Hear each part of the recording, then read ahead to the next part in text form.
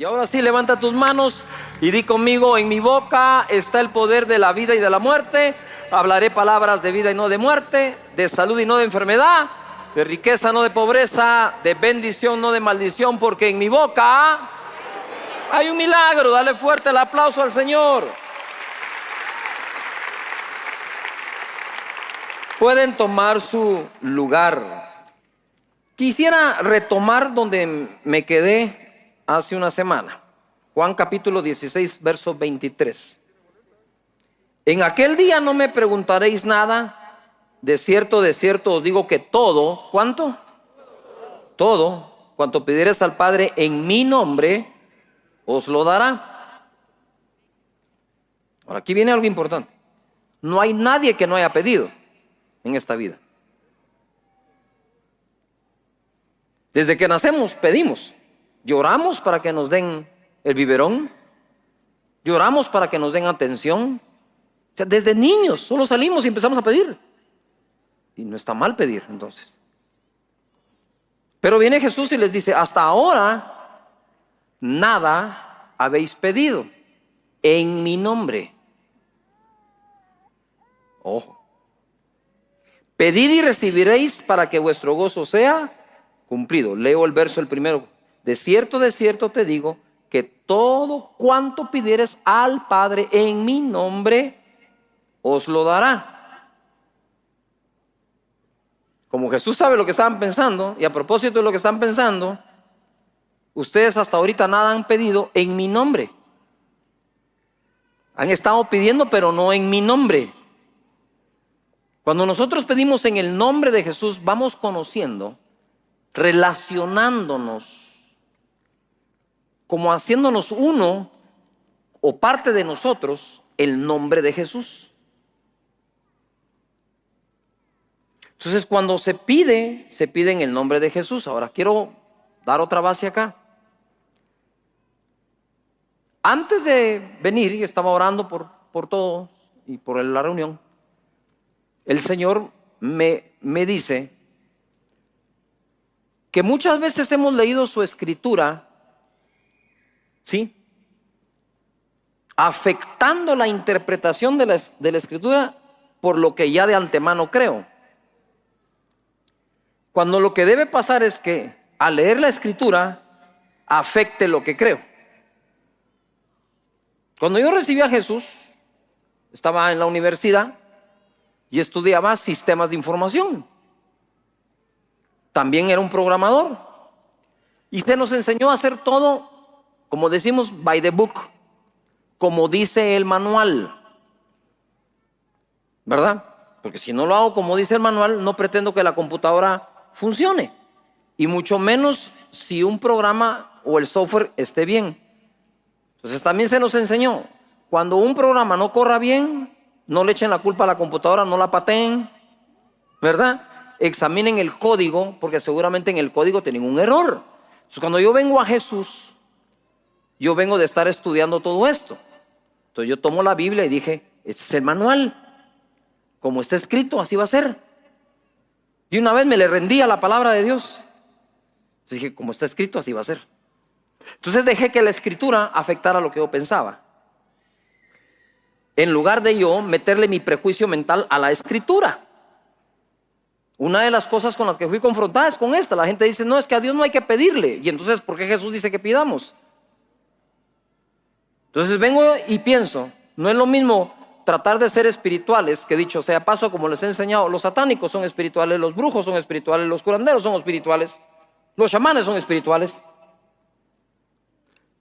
pero no escriturales. Más algunos de ellos son anti-escriturales. Nosotros debemos ser escriturales para ser correctamente espirituales. ¿Me estoy explicando? Entonces no te hagas bolas. Jesús dice que pidas, pedí, pero dice que en su nombre. Porque le dice: mire, hasta ahora nada han pedido. Ah, bien, hemos pedido, pero no en mi nombre.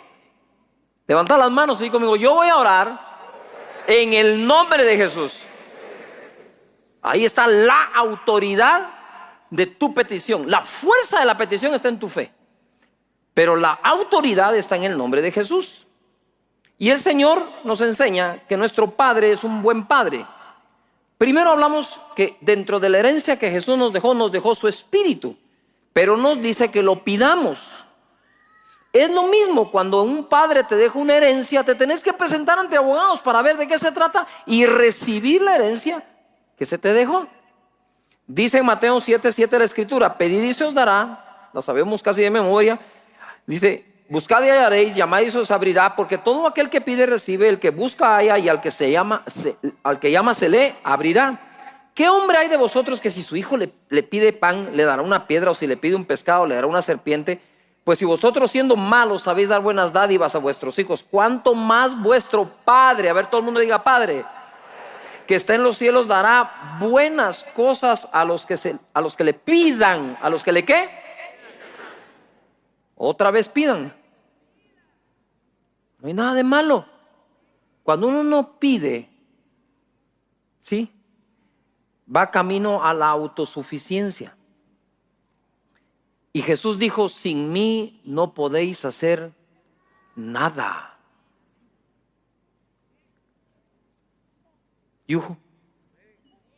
Cuando pasamos pruebas de necesidades grandes y profundas, lo único que Dios está es permitiendo eso para volcar nuestro corazón a que confíe en Él y que Él sea el que provea.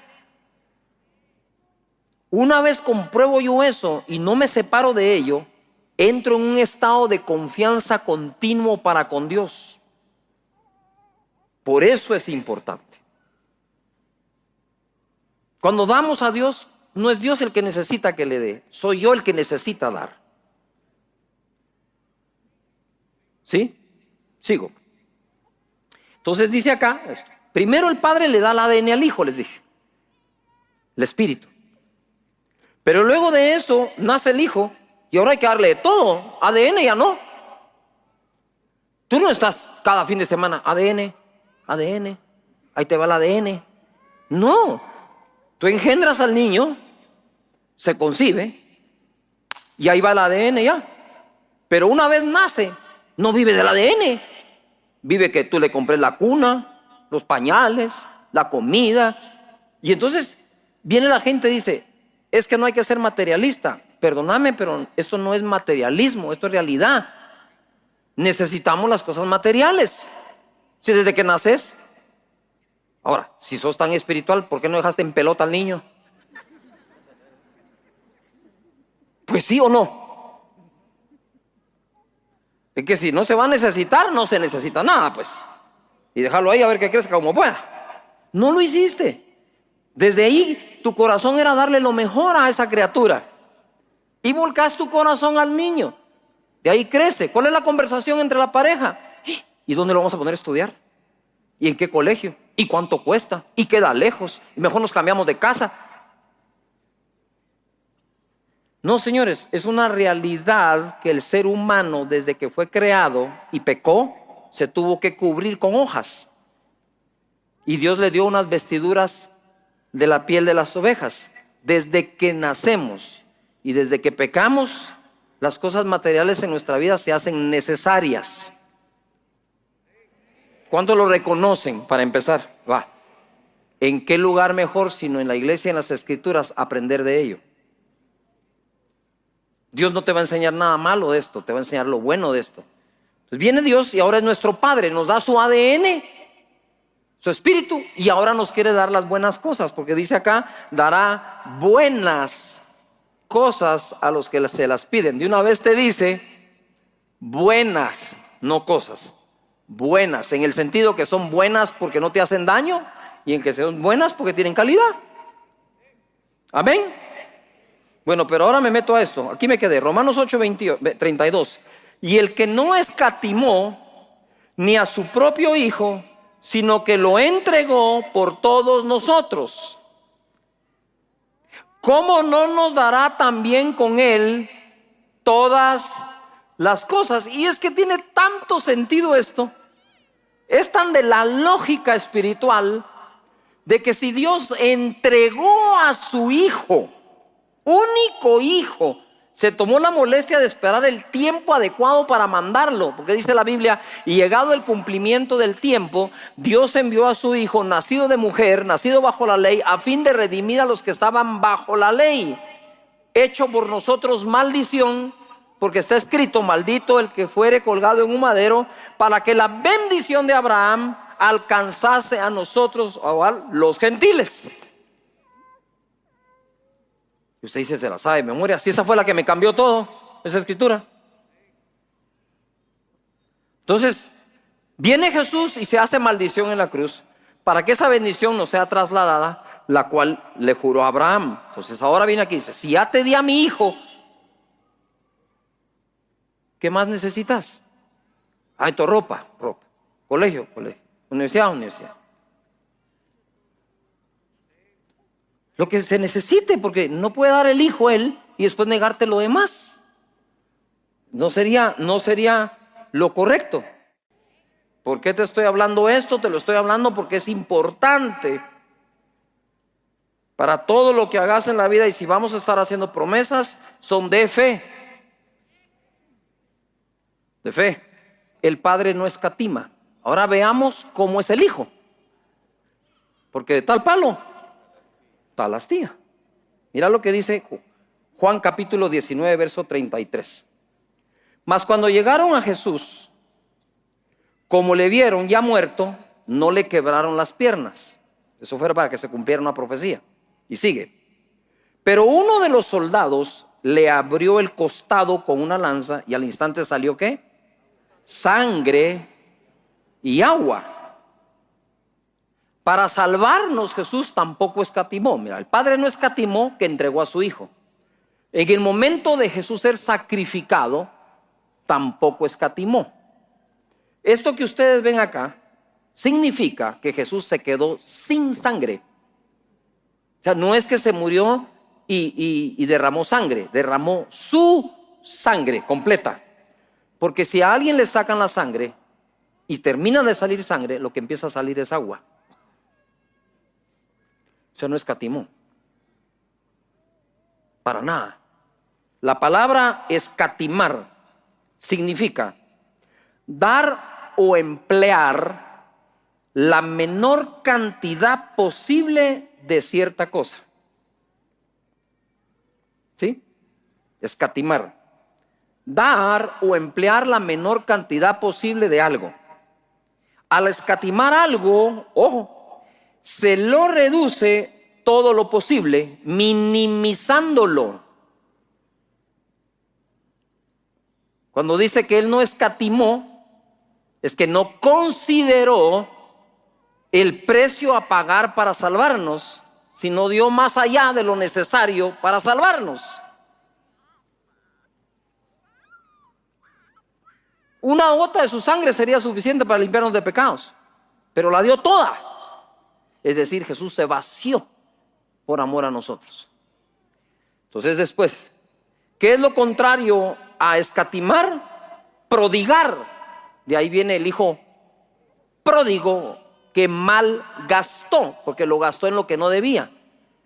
Entonces el padre nuestro padre en el sentido correcto de la palabra pródigo, que no solo es malgastar, sino aquel que da sin medida, al no escatimar, fue como pródigo al darnos. No sé si me estoy explicando. Entonces estoy hablando en el sentido de la palabra literal, de su significado. Lo que está haciendo Dios es esto. Ahora, Jesús, ¿se recuerdan que dice?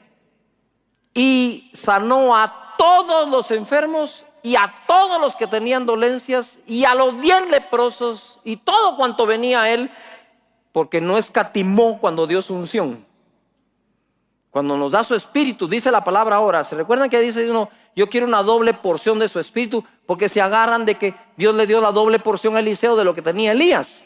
Pero en esta época ya no es así. En esta época dice la palabra de Dios que Dios da su espíritu sin medida. ¿No me oíste? El espíritu Dios te lo va a dar sin medida. Así que cualquier cosa puede pasar. Cualquier cosa puede pasar si lo das sin medida. Entonces, basado en eso, vemos que el hijo imita al padre. al dar más allá de su sangre. Y en Juan capítulo 1 verso 11 tengo otra de Jesús, que donde no escatimó. Dice: a lo suyo vino y los suyos no lo recibieron. A lo suyo vino y los suyos no lo recibieron. Jesús dijo: yo no soy enviado sino a las ovejas perdidas de Israel. O sea, Él no venía por nosotros, no olvidándote eso. Él venía por los judíos. Sin embargo viene y dice: mas a todos los que lo recibieron, a los que creen en su nombre, les dio potestad de ser hechos hijos de Dios. Esto cambió mi manera de creer. Yo antes de esto creía que todos éramos hijos de Dios, pero al leer esto estoy viendo que es hijo de Dios el que recibe a Jesús. Entonces soy escritural, aquí dice eso. Si recibo a Jesús, paso de criatura de Dios a hijo de Dios. ¿Yuhu? Paso a ser un heredero de Dios y un coheredero con Cristo Jesús. Pero entonces viene Jesús y lo enviaron a los judíos. Y surprise, como dicen, ¿va? Sorpresa para el Padre, no le llevó solo los judíos, le llevó los gentiles. Nos llevó a nosotros los guatemaltecos, a los costarricenses, a los mexicanos, a los panameños, a todas las naciones. ¿Por qué? Porque no escatimó para salvar. Dice la palabra de Dios que Él es la propiciación por nuestros pecados, y no solo los nuestros, dice, sino los de todo el mundo. Entonces la gente dice: ay, pastor, no hay que ser ambicioso. Entonces dígaselo a Jesús, porque Él cuando murió, murió por todos. Más ambiciones que eso ya no hay. Lo malo es lo que ambicionas, ¿para qué lo ambicionas? Pero la ambición como tal no es mala. Lo que ambicionas y para qué lo ambicionas puede ser lo malo. O vas a ir a jugar el torneo de tenis no ambicionando la copa. No jugues. ¿Vas a dejar el pellejo por una copa ahí o no? Claro. Todavía están acá. Venís tú y pensás: todos me tienen que comprar un radio a mí. ¿Qué tiene de malo? Si tú lo crees más que los demás, es a vos a los que te los va a dar. Yuhu. Pero Dios viene y hace lo mismo. Vino Dios y creó todo lo que ves, lo creó en 6 días. Ahora pon atención, los días tampoco existían. Es decir, conforme fue creando también los días. No sé si me estoy explicando. Entonces en el primer día, lo que se tomó de tiempo, creó una cosa. El segundo día, el tercer día, el cuarto día, el sexto día, ya creó todo en 6 días. Pero como no se va a quedar conforme con hacer solo lo necesario, crea un séptimo. Y en ese séptimo no creó nada, solo el día.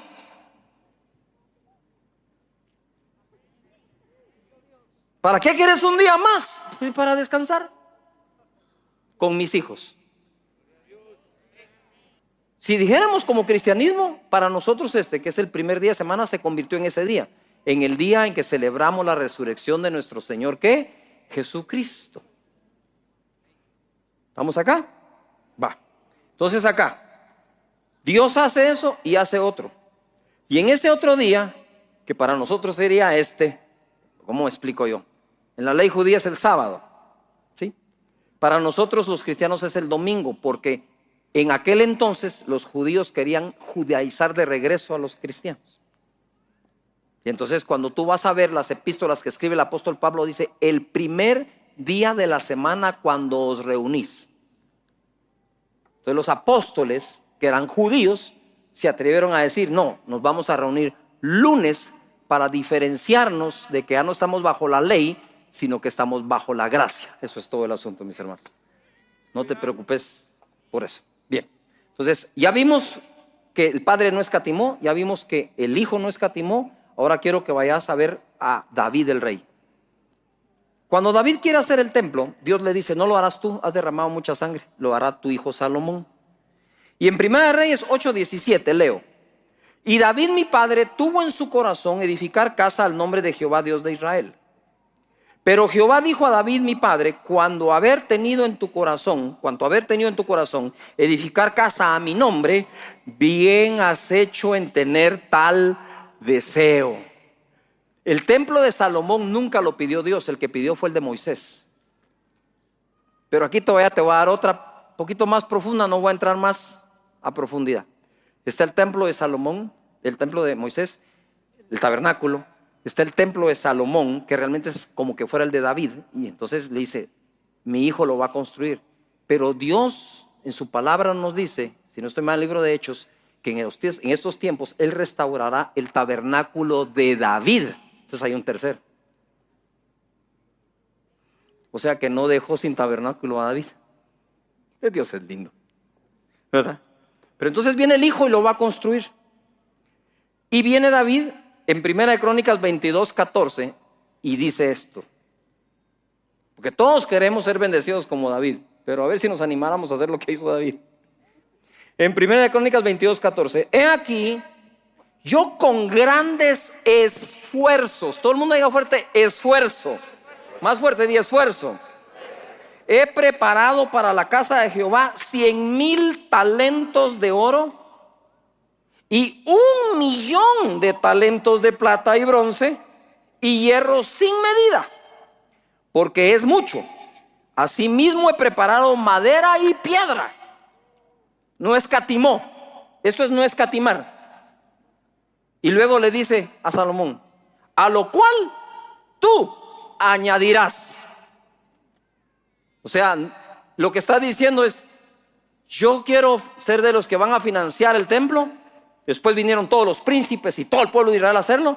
Pero a Salomón le dijo, y tú añadirás. Y luego dice, porque la casa, el templo, el palacio, dice otra versión, no es para los hombres, es para Dios. Y ese concepto que David tenía, que para Dios es lo mejor, es el que tiene su servidor. Y en esta casa tenemos ese concepto, para Dios lo mejor. Y mi conciencia estará tranquila para pedirle a Dios para mí lo mejor. Si a Dios soy capaz de darle lo mejor, también soy capaz de pedir de parte de Dios lo mejor. Lo mejor que cada quien. Pero mira a David, queremos cantar sus coros. Queremos que nos llamen salmistas. Pero a veces no queremos ser lo generoso que fue David. Sigo. Abraham, otro hombre que lo demuestra, que no escatimó. Mira, dice Génesis 22:13. Después de que Dios le dice a Abraham, dame a tu hijo, y pongan atención. Abraham no podía tener hijos. Y se esforzó de esperanza contra esperanza y llegó a ser padre de multitudes. Y entonces viene Dios y le da un hijo, Isaac. Y ahora que le da el hijo Isaac, entonces le dice, dame a tu hijo, a tu único hijo. ¿Qué? Abraham no vaciló, lo tomó, le puso la leña encima, se lo llevó al monte, puso la leña para el sacrificio. Y el otro niño, mira, ¿y para qué es la leña? ¿Va? ¿Qué le contestaba Abraham? Cuando está a punto de sacrificarlo, aparece el ángel de Dios. Le dice, Abraham, para. Dios sabe que lo amas. No tenés que hacerlo. Entonces no hay nada que hacer. Eso fue Dios. Pero ¿cómo supo que lo amaba? ¿Supo que Abraham amaba a Dios cuando Abraham le pidió el hijo que no podía tener? ¿O supo Dios que Abraham lo amaba cuando estuvo dispuesto a darle lo que le pidió? Claro, Dios ama al dador. Ya están coincidiendo las escrituras. Ama al dador, alegre. Ahora sigamos acá a todos los alegres. No se me asuste. Entonces, después de eso, alzó Abraham sus ojos y miró, y aquí en sus espaldas un carnero trabado en su zarzal por sus cuernos. Y fue Abraham y tomó el carnero y le ofreció en holocausto en lugar de su hijo. Dice que alzó sus ojos y aquí a sus espaldas había un carnero. Pero si yo alzo mis ojos, no miro para atrás o lo que tenga retrovisor. O empezó a buscar.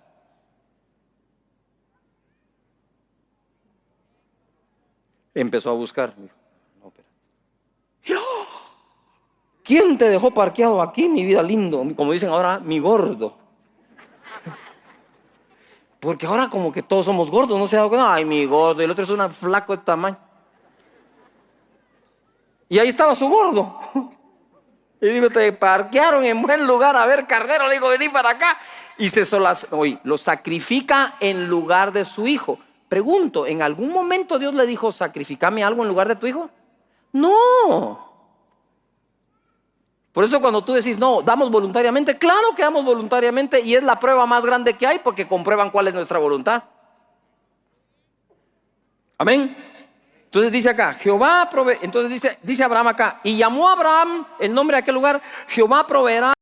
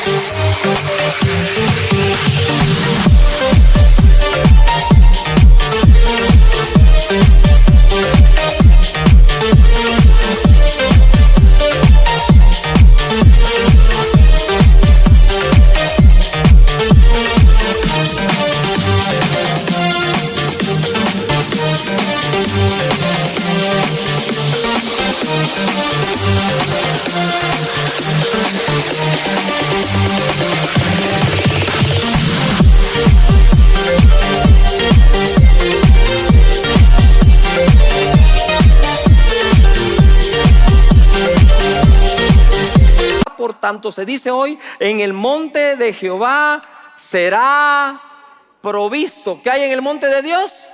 Provisión. ¿Cómo puede ser posible? Sí, ¿cómo es posible que de estar dispuesto a dar un hijo, lo que Dios promete de regreso es abundancia y multiplicación? ¿Qué relación tiene?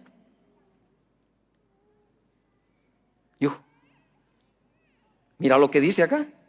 Y dijo, 16, por mí mismo he jurado, dice Jehová, que por cuanto has hecho esto, lo del carnero, y no me has rehusado tu hijo, tu único hijo, de cierto te bendeciré y multiplicaré tu descendencia como las estrellas del cielo, como la arena que está a la orilla del mar, y tu descendencia poseerá las puertas de sus enemigos. Contra nuestra descendencia no hay enemigo que pueda. Dáselo más fuerte a él.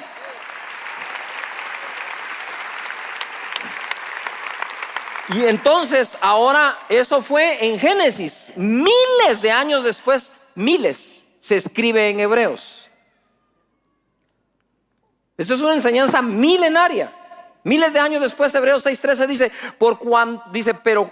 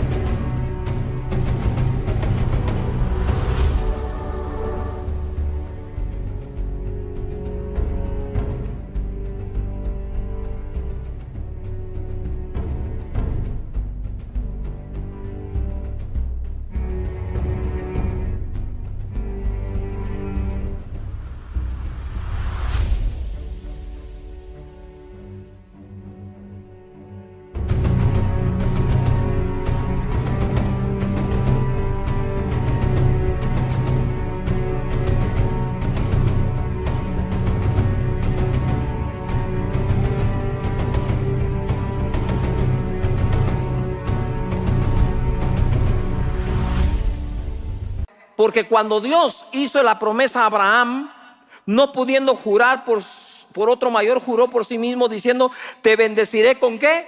Abundancia, y te multiplicaré ¿qué? Grandemente. Y esto fue lo que nos trasladó Jesús en la cruz del Calvario. Así que levanta las manos y digo conmigo, yo estoy bendecido bajo juramento. No puedes dudarlo. ¿Qué más puede hacer Dios? Mira, Dios todo lo hace con su palabra. ¿Con qué hizo los cielos y la tierra? ¿No lo hizo con su palabra? ¿Y con qué bendijo a Abraham? Con su palabra. ¿Y a qué le puso juramento? A una palabra. O sea, el método no se lo puedes cambiar a Dios. Por eso es que él juró. ¿Por qué juró? Porque lo que para él vale es su palabra. En otras palabras, él dice: que te baste mi palabra, punto. Ya te lo dije, yo lo voy a cumplir. Y si lo dudas, te lo juro, le dijo. Cosa que nosotros no podemos hacer. Ay, que te voy a hacer un paréntesis. La Biblia dice que no podemos jurar, que no juremos. Ahora es un dicho de la sociedad: te lo juro. Pero jurar así de corazón no podemos, dice. Pero ¿por qué Dios sí puede? Si es pecado jurar, ¿por qué Dios jura y no peca? Porque Dios no puede pecar. Él no comió del árbol de la ciencia del bien y el mal. Yuju. Ahora, yo no sé si te sentís así. Ahora, cuando Abraham comenzó con una mano adelante y una mano atrás, hombre. No tenía petate donde caer muerto.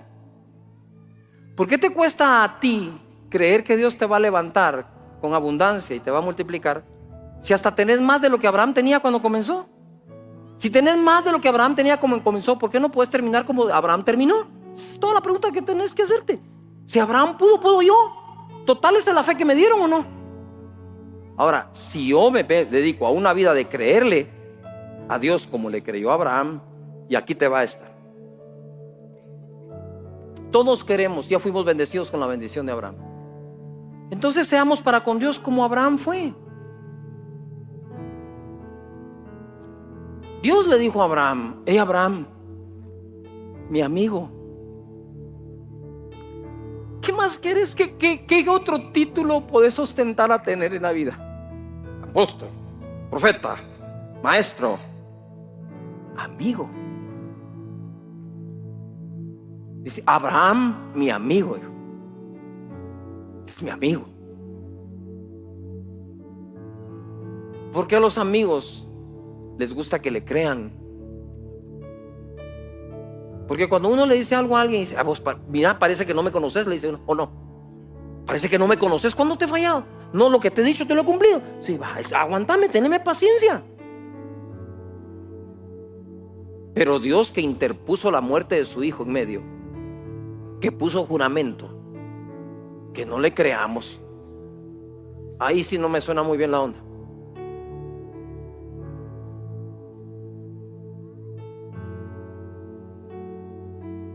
Podés buscar ser bendecido sin Dios, ahí mirás cómo te las arreglas. Pero la bendición viene de Dios. No importa cuánto te maldigan, rebota. El diablo te quiere tocar, tiene que meter la mano en la sangre de Cristo, porque te bañó con la sangre. Tendría que meter la mano ahí, no se atreve. Jamás se atreve.